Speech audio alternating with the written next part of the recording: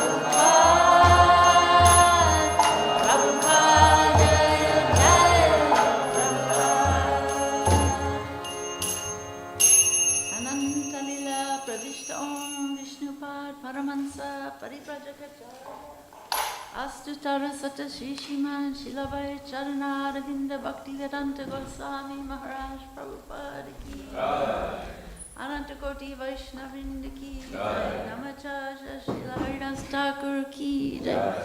Brahmasakaho Shri Krishna Chaitanya Prabhu Nityananda Shri Advaita Gadadhar Shri Vasari Gaur Bhaktivedanta ki jai. Shri Shri Radha Krishna Gopinath Shyamakunda Radha Kunda Giri Govardhana ki jai.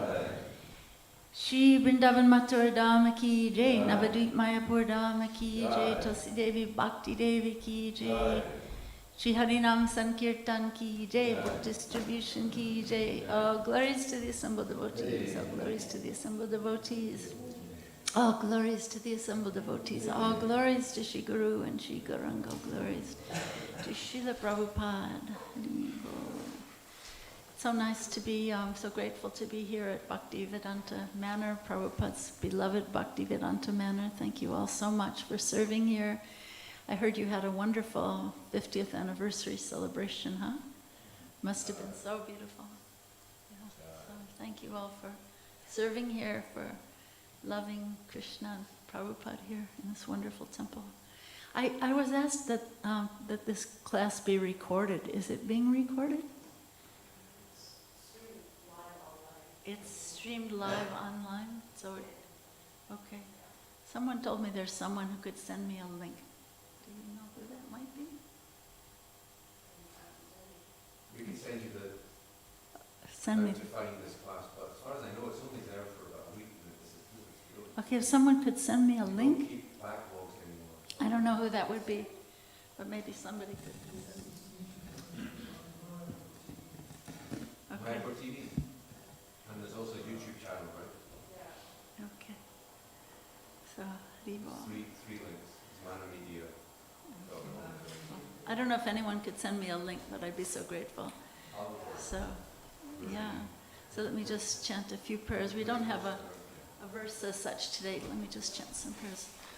Om Jnana Timirandasya Gyananjana Salakaya Chaksun Militam Yena Tasmai Shri Gurave Namaha Shri Chaitanya Manobhistam Tapidam Yena Bhutale Swayam Rupa Kadamayam Dadati Sapadantikam Namam Vishnu Padaya Krishna Prestaya Bhutale Srimate Bhakti Vedanta Swaminiti Namane Namaste Sarasate Deve Gauravani Pracharine Nivishesha Sanyavadi Paschatya Deshatarine Vanchakapatarubhyascha Kripa Sindhu Vaivacha Patitanam Pavanebhyo Vaishnavebhyo Namo Namaha Jai Shri Krishna Chaitanya Prabhu Nityananda Shri Advaita Gadadhar Shri Vasari Gaura Bhaktivinoda Hare Krishna Krishna Krishna Hare Hare Hare Rama Rama Rama Hare Hare. So today is the most sacred, most holy disappearance day of Srila Haridas Thakur. And this morning after Mangalarti, one of the devotees said something very beautiful. I don't know if he was quoting from somewhere, but he said that if we could just have a drop of the ocean of the love, Haridas Thakur's love for the holy name, we would be so blessed. Yesterday was the appearance day of Bhaktivedanta Thakur, and over 100 years ago, Bhaktivedanta Thakur wrote a rhyming couplet in honor of Haridas Thakur, in honor of today. And he said, he must have been feeling separation from Haridas Thakur as he was meditating on these words. It's so beautiful. He says, maybe you've heard this before, written by Srila Bhaktivedanta Thakur. He reasons ill who says that Vaishnavas die when they are living still and sound. The Vaishnava dies to live, and living tries to spread the holy name around. In honor of disappearance day of Haridas Thakur. In the Navadvip Mahatma, it says that Srila Haridas Thakur was the combined form of Lord Brahma and Prahlad Maharaj. So Lord Brahma had such a high birth as the most intelligent, smartest guy in the room, right? Most intelligent person in the universe. But then he became a victim of his own pride. So he wanted to take birth as Haridas Thakur. Haribo Trish, nice to see you, just recognized you. Haribo. Hari Kirtan, dear friends from Washington. So, so he wanted to take birth as Haridas Thakur to show the world, to show the mission of Lord Chaitanya, that everyone is included in this great mission of Lord Chaitanya, that it's not for any sectarian group of high caste Brahmins or anyone else. Lord Chaitanya's mission was that it's for the whole world. It's inclusive, it's broad. And so that's very, very important.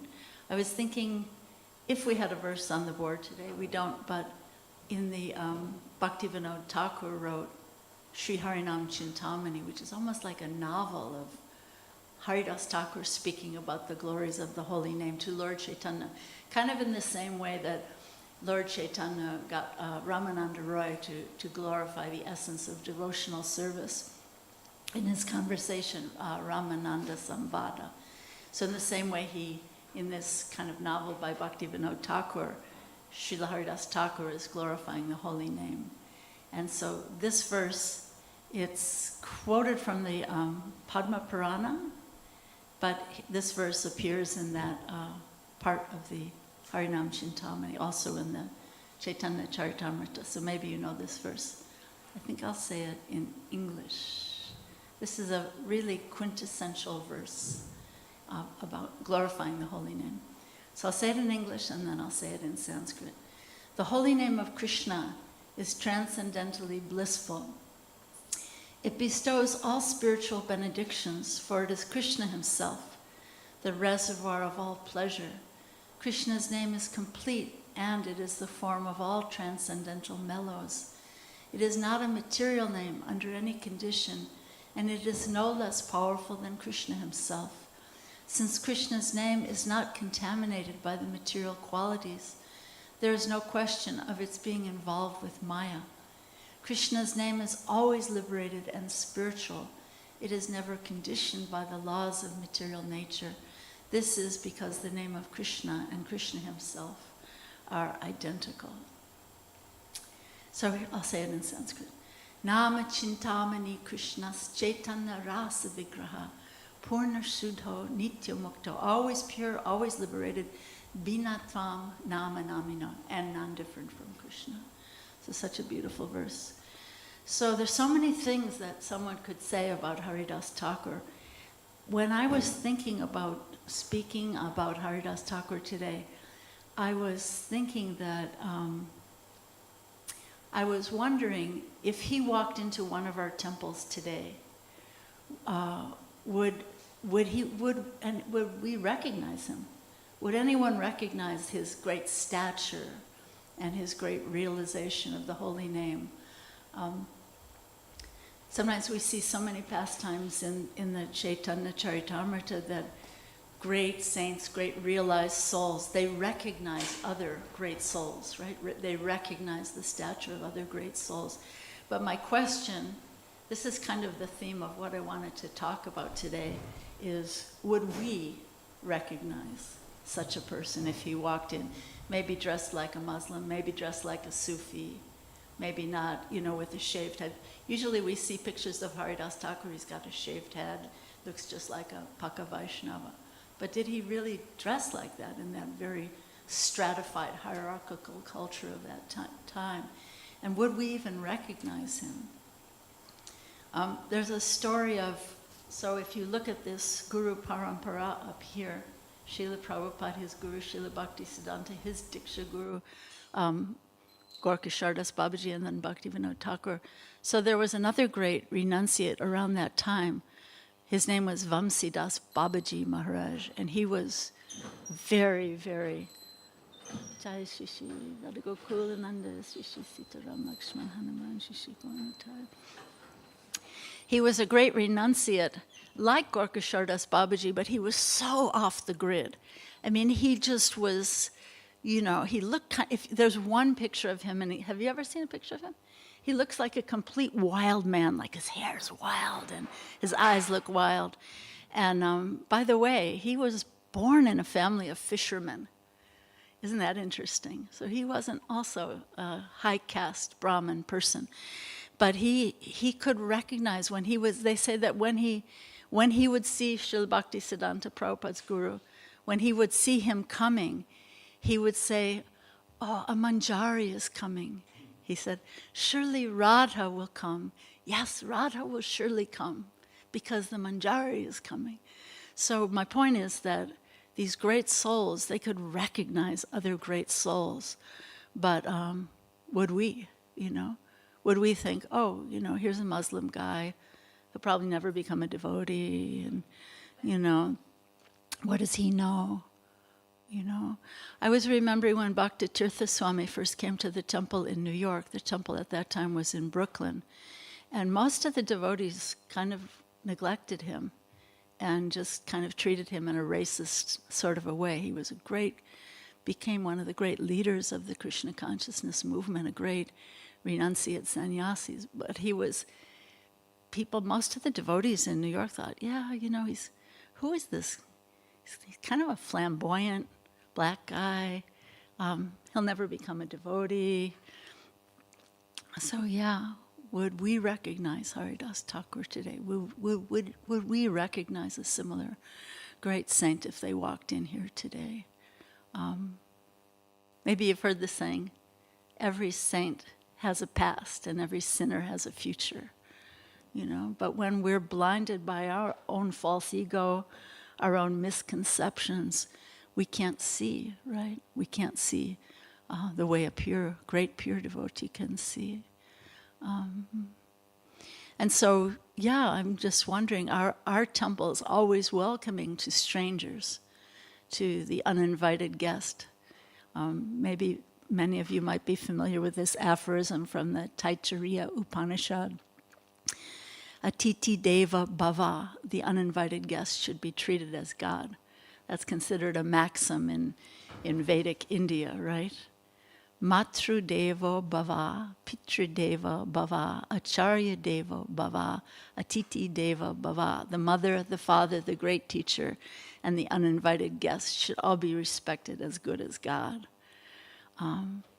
So yeah, thinking back to that time when Haridas Thakur appeared, there was such a rigid caste system, right? Rupa and Sanatan, maybe you've heard the great Rupa and Sanatan Goswamis. They were rejected from Brahminical society just because they were employed by the government of Nawab Hussain Shah. And at that time, a Hindu could lose their caste and completely be rejected from their family and society just by, if some Muslim would just sprinkle some water, they could be rejected from the whole society. And yet at that time, the great Advaita Acharya recognized the great Haridas Thakur and honored him with the first offering from his father's Shraddha ceremony. So the Shraddha ceremony is a ceremony that's performed to after the passing of someone's family members. What time is this class go to? 8:30 or 8:45? 8:30. Okay, not so strict, huh? Okay, so Advaita Acharya was performing the Shraddha ceremony for his deceased father, and the first remnants of prasad at the end of that ceremony are supposed to be given to the most high caste Brahmin in the area. And Advaita Acharya just turned and neglected those high caste Brahmins and gave the first remnants of the Shraddha ceremony to Haridas Thakur. How radical, how revolutionary, how extraordinary that he was so deeply honoring Haridas Thakur and just not conforming to those rigid sectarian rules of society at that time. Lord Chaitanya also honored him, recognized him. He honored Haridas Thakur as the greatest authority on chanting the holy name. Think of how many great devotees there were at that time, so many great realized persons. And yet Lord Chaitanya honored Haridas Thakur as the greatest authority of chanting the holy name. And so, yeah, I just wanted us to kind of think of, on this disappearance day of Haridas Thakur, to think of the context of that time. Here's Lord Chaitanya. He's born, first of all, he's a sannyasi, so he's the highest of the whole social order. And he himself born in a high Brahmin family. And in Puri, this disappearance day of Haridas Thakur was the most extraordinary event. When Lord Chaitanya, so Haridas Thakur, right, he's considered an untouchable, right? I mean, we can't even imagine what that means for us now, what it meant then. And Lord Chaitanya not only touched this so-called untouchable, but he picked up the body of Haridas Thakur and danced with him. They say in India that nobody really touches a dead body. There's a certain caste of people who touch dead bodies. Like even the lowest people don't touch dead bodies. There's a certain caste for that. And so here's Lord Chaitanya picking him up and dancing with his dead body and placing it in this samadhi. And then Lord Chaitanya is saying that, this seashore has now become a holy pilgrimage because this sea has bathed the sacred body of Haridas Thakur.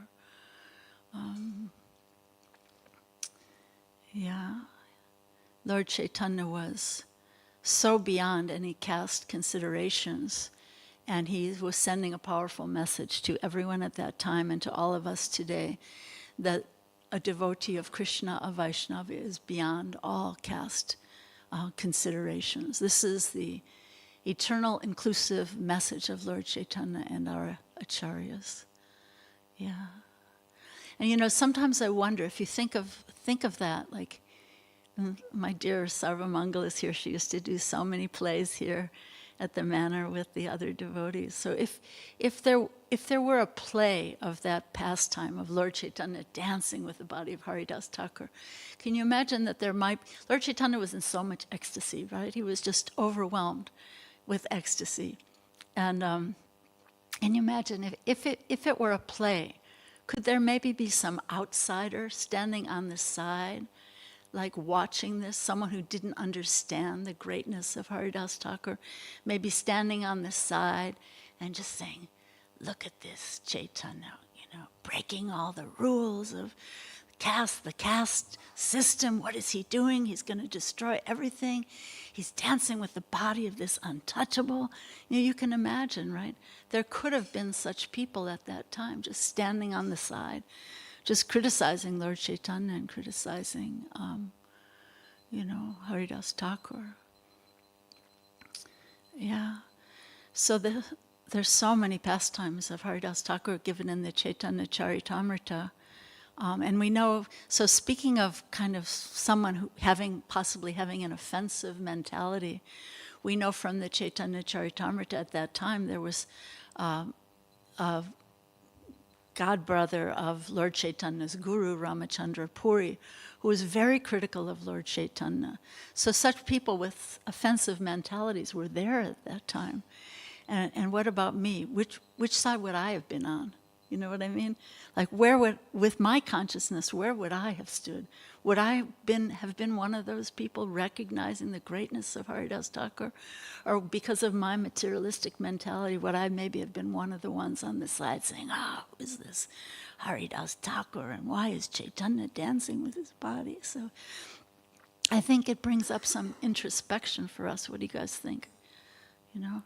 It seems to me an important consideration. That we have to be so careful to be in our own consciousness, to be rooted in humility. And do I really have the power to discern who is a saint and who's not a saint, right? Yeah. Better to remain very humble and respect everyone and welcome any new person, every so-called outsider, right? Someone who first walks in the temple. Because everyone is dear and beloved to Krishna. We don't know their past, we don't know their future. Best to respect everyone. In the Hebrew Bible, it also says, don't forget to show hospitality to strangers. because you might show hospitality to an angel without knowing it. So, yeah, how very, very important. Just like our history in the Srimad Bhagavatam of Maharaj Rantidev. He was fasting for a year, and then he started getting tested. He was about to break his fast, right?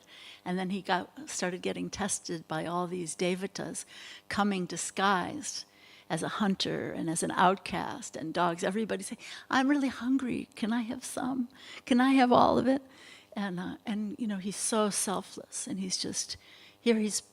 Can you imagine fasting for a year? I mean, I don't know if it was a complete and total fast, but maybe it was an Ekadasi fast. But anyway, he was hungry, right? And these devatas disguised as all of these low entities come one after another begging him for his food. And then he's so generous. His heart is so broad, right? So broad-minded without discrimination. And at the end, they all revealed himself and blessed him. So, yeah, that's kind of my point here. Where would I stand? Where would you stand? Something to introspect about, right? So let's go back to the early life, the youth of Haridas Thakur. And it seems to me when I think about the whole life story of Haridas Thakur, it's kind of I would say a dichotomy between those who recognized him as a saint and those who were envious of him. Every story seems to kind of reflect back to that point. There are those who are envious of him, who are trying to always tear him down and defame him, and then those who were actually recognized that he was a great saint. So in the beginning, there was this envious ruler. He was ruling the district where Haridas Thakur was living. His name was Ramachandra Khan. And he sent a beautiful, famous prostitute to cause Haridas Thakur to fall down and lose his esteemed reputation. You know, envious people, they can't stand it, right, when someone else is being honored. So he wanted to send this beautiful, beautiful, famous prostitute to make sure that Haridas would lose his big reputation. But so what I'm talking about here, so out of compassion, Haridas, so we're talking about recognizing, right? Recognizing a saintly person, seeing the heart. So here, Haridas himself, he recognized the innocent heart of this prostitute, right? He could see that even though she was a prostitute, her heart was innocent. And he stayed around for 3 days just chanting so that she could hear the holy name from him, and then he blessed her. And she became a great devotee of Krishna, that very prostitute, right? Maybe you all know the story. And at another time, there was an envious Qazi who was, he decreed that Haridas he's defying the rules of the Muslim faith, and he should be beaten in 22 marketplaces. He's betraying Islam. He's taking up this Hindu religion.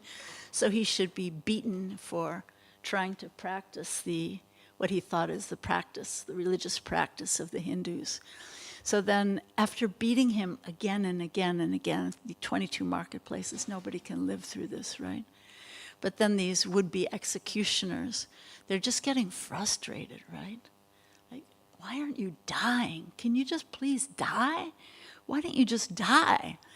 And if you don't die, then the Qazi is going to accuse us that we haven't really done our job and we're too easy on you, and he's going to want to kill us. So can you just die, please? And then Haridas was like, oh, am I causing you some trouble by not dying? Okay, well, I'll just die then. And so he just went into an ecstatic trance. He fainted. And the guys beating him were like, relief, what a relief. And so they thought he was dead. They threw him in the Ganga, and which is a great insult for a Muslim person to not get a proper Muslim burial. They threw him in the Ganga thinking he died. And but yeah, Haridas was just feeling the pain of those people who were whipping him because he didn't want them to be inconvenienced. He wasn't even feeling his own pain. In the early pastimes with Lord Nityananda, Lord Chaitanya ordered Haridas and Nityananda to go out together, and each day they would go and give the holy name to everyone they would meet. This was the order of Lord Chaitanya to them. And Lord Nityananda had a plan to show Jagai and Madhai extraordinary mercy, right? So Haridas Thakur understood the merciful heart of Nityananda. And when Jagai and Madhai were cursing them in anger, Haridas and Nityananda, they both had to run away to save their lives. Another great play this could be, right? And they're both laughing, right? They're just running away, laughing. And Haridas recognized this pure heart of the young Lord Nityananda, and he's just, again, off the grid. He's going to give his mercy to anyone, and he's going to get us both killed probably here. But in any case, Jagai and Madhai should be saved, right? So then, another story about Haridas Thakur. He recognized the pure heart of the young Raghunath Das Goswami, who wasn't a Goswami yet. But Haridas used to come to the home of Raghunath Das Goswami. His father and uncle were big zamindars, or big landholders in that area, very, very immensely wealthy people. And Haridas recognized that young boy and gave him blessings that that would in the future enable Raghunath Das to get the shelter of Lord Nityananda and Lord Chaitanya later in his life. So there was a discourse at the home of this father and uncle. So this father and uncle of Raghunath Das, they were devotees, they were Vaishnavas, but they were kind of materialistic Vaishnavas. They weren't in the mood of renunciation like the other followers of Lord Chaitanya. But they recognized the greatness of Haridas Thakur to some extent. Someone mentioned that Haridas Thakur was chanting 300,000 names of Krishna daily. And at this gathering, everyone was discussing the benefits of chanting the holy name. Was the real benefit getting liberation or getting freed from sinful reactions? So Haridas Thakur, he revealed to everyone in this group that this was also mentioned this morning, someone mentioned when they were talking about Haridas, that the real benefit of chanting the holy name is to awaken ecstatic love for Krishna, beyond liberation, beyond getting free from sinful reactions.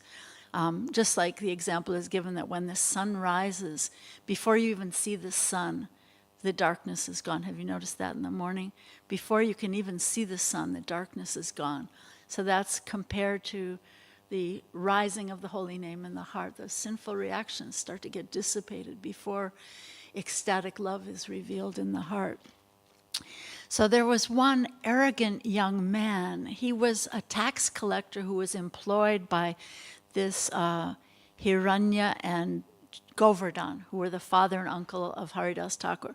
So he was very arrogant. He was very, very beautiful. Young guy. His name was Gopal Chakravarti. He was working under them as a tax collector.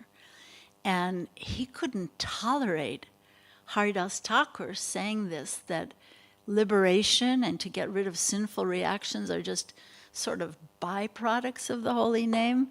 You know, it made him crazy, right? He couldn't tolerate it.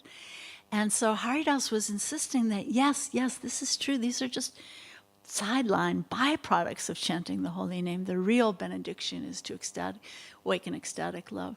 So Gopal started arguing with him.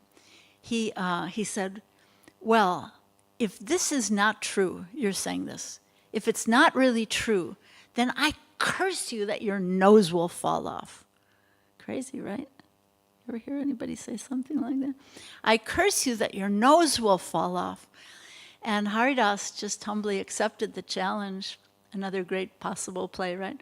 Haridas accepted the challenge and said, yes, he said, if it's not true, I'll cut off my own nose.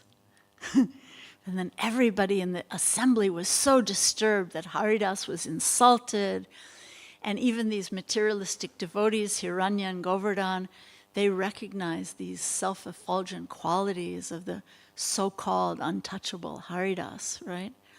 And Haridas was just smiling, saying, don't worry, Gopal Chakravarti, he's a mundane logician. And a person like that can't really understand the glories of the holy name. No one can understand the glories of the holy name by logic and argument, right? So we have to look at the character again of Haridas Thakur. He didn't get offended, right?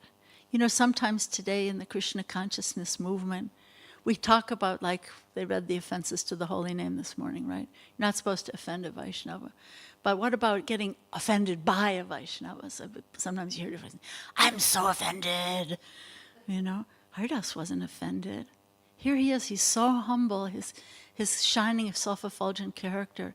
He didn't get offended as maybe one of us would be in a situation like that. Yeah, so often out of pride or envy we cause offenses to other people, but maybe just as bad to be offended by somebody over trifles, you know. Remember Srila Prabhupada went to Butler, Pennsylvania before going to New York, and the family he was supposed to stay with for a month, they were keeping meat in the refrigerator.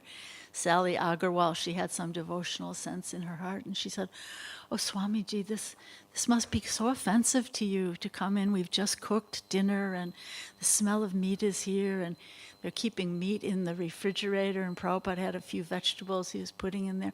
And he just said, you know, he said, yes. He didn't say, yes, I am so offended. No, Srila Prabhupada said, think nothing of it. Such a classic, nice Mahavakya of Srila Prabhupada. Think nothing of it. It's all right. And he so charmed the heart of Sally Agarwal just being there for a few days in their home. So, yeah. So an undisturbed Vaishnava is Trinadapi Sunichena, just blessing everyone and saying, don't worry that I've been insulted. So then but what happens is the Vaishnava doesn't care if he's insulted, she's insulted, but Krishna takes it very seriously. So according to the tale or the pastime, the history in Chaitanya Charitamrita, 3 days later, this beautiful, beautiful Gopal Chakravarti contacted leprosy. And what happens when someone gets leprosy? Anybody know? Their nose falls off, right? Their fingers, their beautiful fingers and toes fall off. Their nose falls off. So yeah. So Krishna doesn't tolerate offenses to his pure devotees. Then later in Puri, Haridas Thakur was prohibited from entering the Jagannath temple, yet Jagannath personified was coming every day. Lord Chaitanya was coming every day, recognizing the greatness, the great saintliness of Haridas Thakur, coming in every day, bringing him prasadam from Jagannath. So yeah, mundane caste Brahmins would never recognize the pure heart and the devotional stature of Haridas Thakur, and they didn't allow him to enter the Jagannath temple.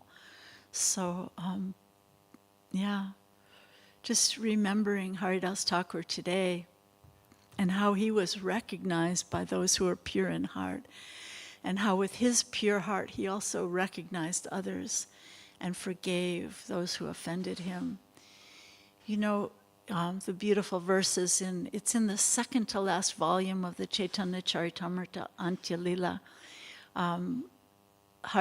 Lord Chaitanya came to see Haridas Thakur, and Haridas was just holding the feet of Lord Chaitanya on his heart.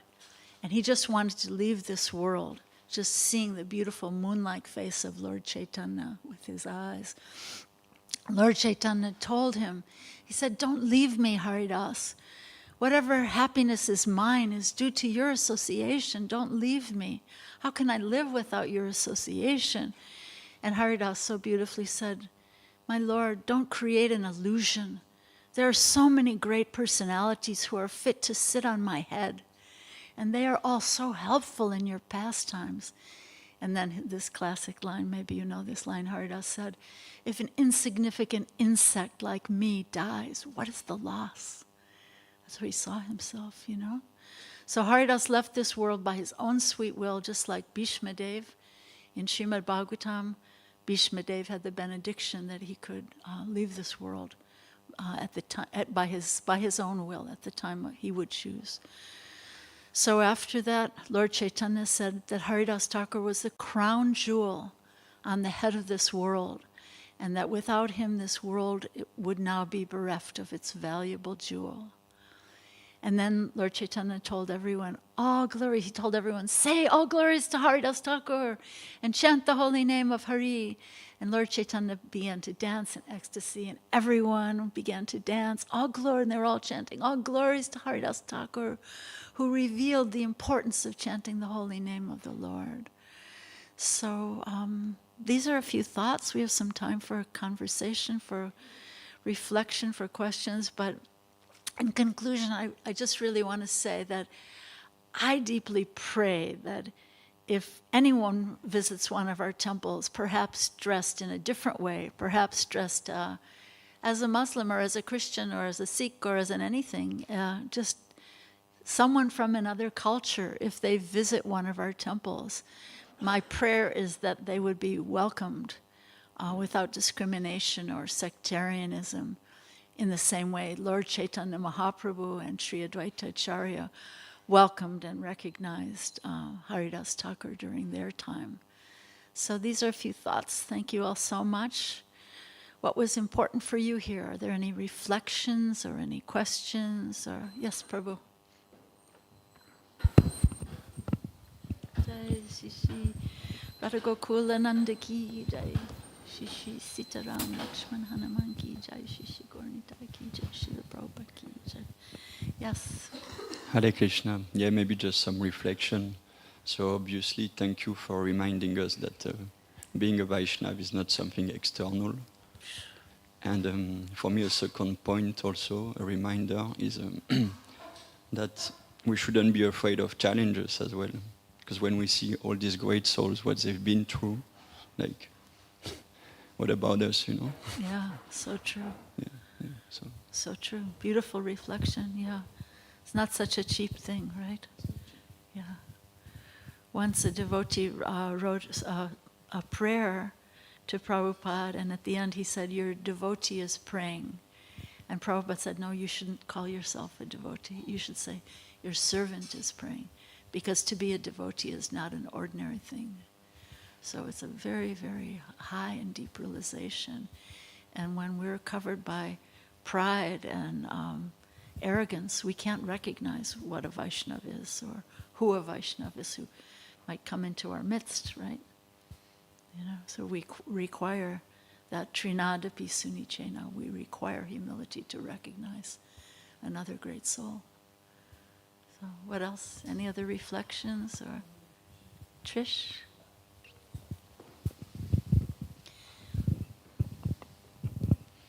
Professor Trish. Trish is a professor in a university. Thank you. That was very enjoyable and illuminating to listen to. And since I like comparisons between religions and spiritualities, a figure who some of your anecdotes reminded me of in Western Catholic Christianity is Thomas Aquinas, of whom, well, you probably know, but just for everyone here. So there was, well, Thomas Aquinas was from an Italian medieval noble family, and his family wanted him to be a crusader, a knight during the Middle Ages, to go to war for God. Thomas Aquinas wanted to be a monk, in fact, and he was very keen on this. His family was upset that he wanted to be a renunciate, so they basically had him locked up in a castle to induce him to give up this religious vocation. And he sat in there for a year or two, refusing. A year or two. And then his family sent basically a beautiful woman to tempt him away from his vocation. Thomas Aquinas was a little bit less, I guess, polite than Haridas Thakur. He, according to the story, he grabbed like a burning log out of the fireplace and like brandished it and said, "Get out of here." But after this, his family relented, and they're like, "You know what? Okay, become a monk. You're clearly not going to do anything else." But he's known for being a big like theologian, a big writer, and he was also literally a huge person. He was very like tall. He was very big, you know, and apparently he was this big, kind of not intelligent looking person. And so his classmates, when he started studying theology, called him the dumb ox. Wow. Because he just sat there. They didn't recognize him. No, he was very quiet and humble and just kind of like, okay. And then it was only when he started writing, like years down the road, that people were like, oh, wow, he's actually like a brilliant mind. Wow. And so we humbly just kind of, Wow. went with all that. So that was some of the like parallels, I guess. Thank you. That came to mind. So what a grace to be able to recognize and to access that grace. We need humility in our hearts. If I'm arrogant, proud, I can't recognize a great devotee. Here's such a great theologian of the Catholic Church who was called the dumb ox by his classmates. And then he went on to write so many amazing, illuminating scriptures. Yeah, Prabhupada, in Prabhupada's Bhagavad Gita and other writings, he always talks about Haridas, Thakur, and Jesus Christ at the same time. He always says, great, martyrs or those who have suffered like Haridas Thakur, Jesus Christ, great selfless personalities. Yeah, what else? Yes.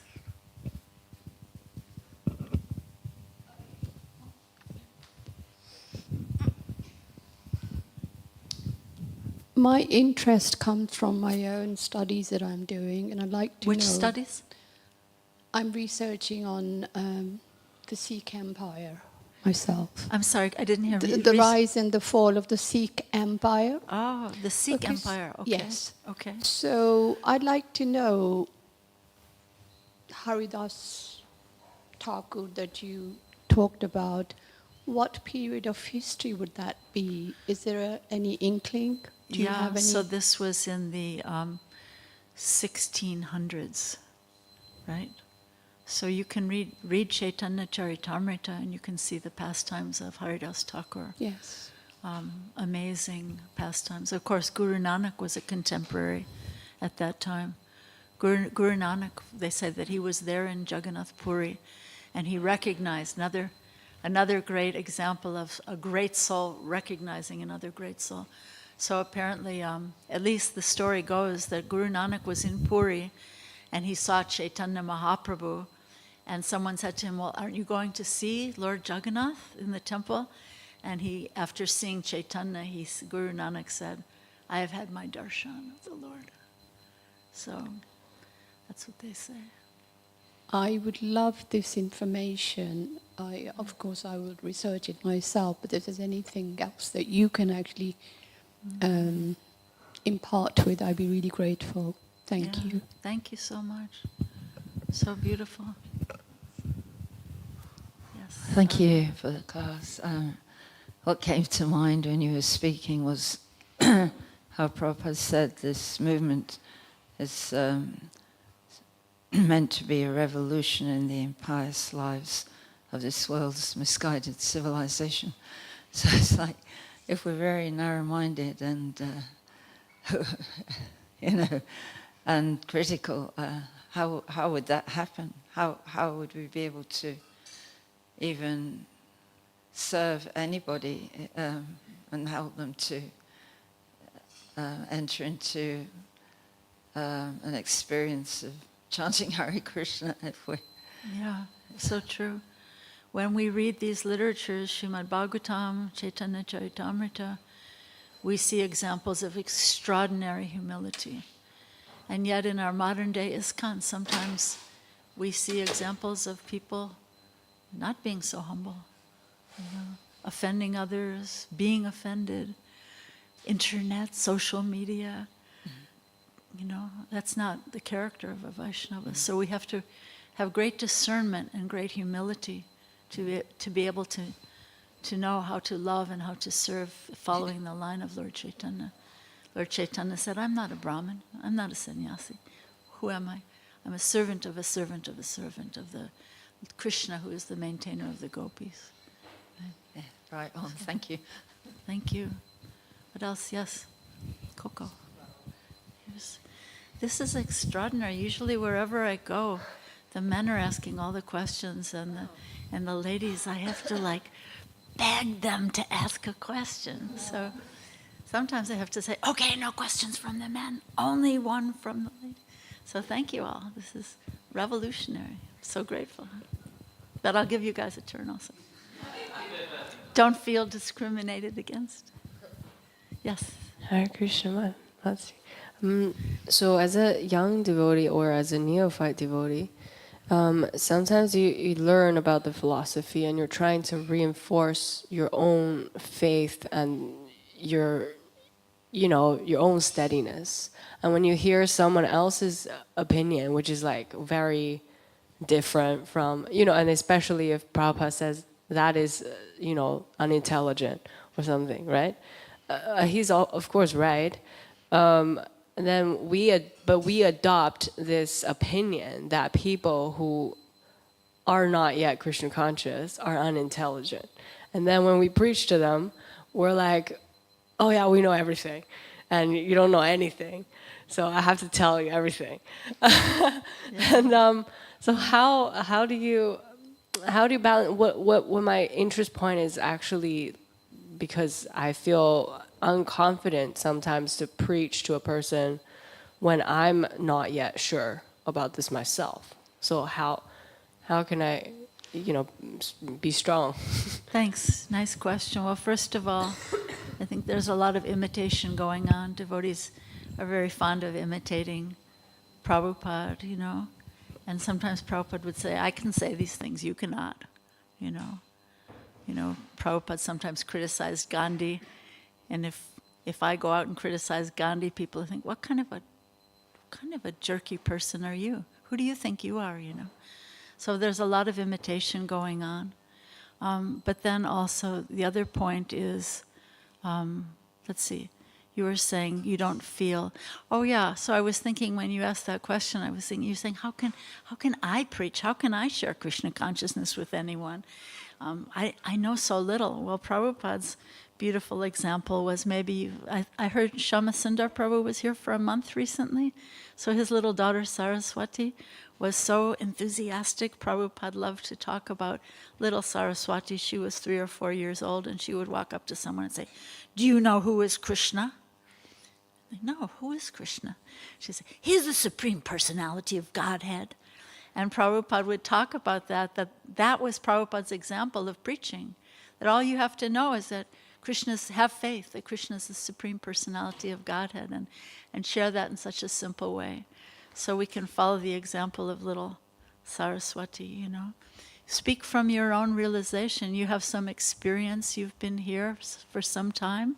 You have some experience of maybe some sweetness of chanting, maybe some sweetness of seeing the deities or being in the association of devotees. So we can try to speak from our realization, and that's preaching. It's nice to try to not speak beyond my realization, but speak in a humble and simple way and try to share. Just like when you have something sweet, you always want to share it, right? You're tasting some kind of a yummy something. You've got to taste this. This is so yummy, right? 'Cause that's a natural human instinct and behavior. When you're tasting something sweet, you want to share it. So share from your realization. This is yummy. Krishna's yummy. Is that helpful? What else? Yadubara. He has a Yadubara Prabhu is so humble. He's not wildly raising his hand. Well, I was thinking of the Bilvamangal Thakur before he became a great devotee. He was addicted to the association of women. And so what people thought of him at that point. But later he became a great devotee. So even an apparently fallen person, we should also respect and try to uplift. Right. We shouldn't judge even fallen people. Yeah, it's so hope-giving, isn't it? Yeah, every saint has a past. Every sinner has a future. So, if we live in humility, then we won't make arrogant mistakes of judging and misjudging and condemning. And yeah. Yes, Prabhu, you have a thought?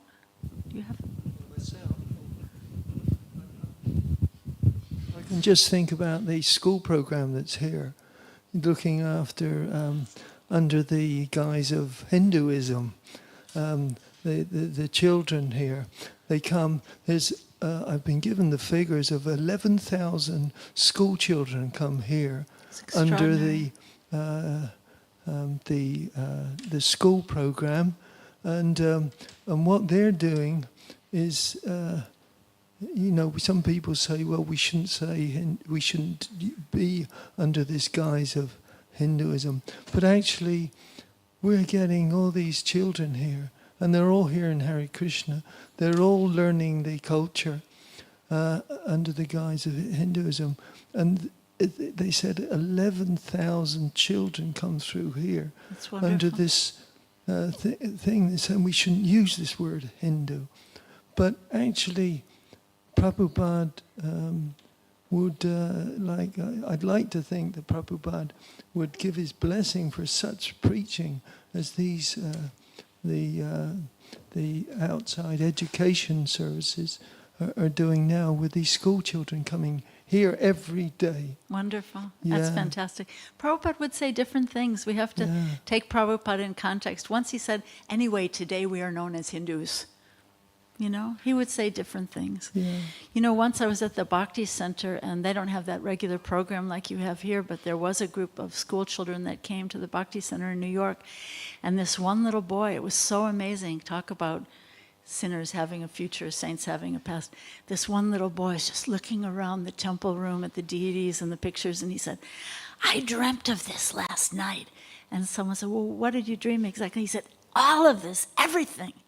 He just dreamt of the whole experience of being in the temple the previous night. So wow, So yeah, we should give Krishna consciousness in a very broad way without discrimination, because we don't know who we're dealing with. Well, we got lady monks here for a week. Lady On a monks. special course. Oh, nice. Be a Lady monk for a monks. week. Be a lady monk for a week. Under Cool. Well, thank you. Well, thank you all so much. Thank you for being a lady monk for a week. It's cool and it's fun, right? Yeah. And nobody's going to lock you in a tower for 2 years.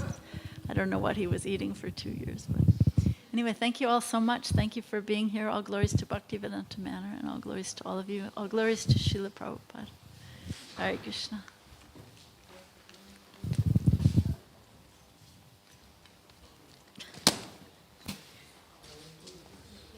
Oh.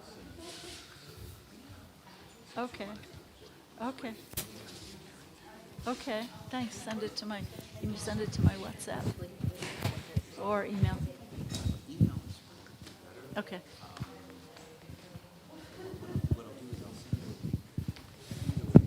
Just keep it really simple because I'm really technologically challenged. Well, I'll send it to you via WhatsApp. With, Okay. it's simple, but I'll give you a little instruction how to download it. Okay. All right. Maybe to email too, just in case I flub it up. Thank you so much, Haribo. Haribo.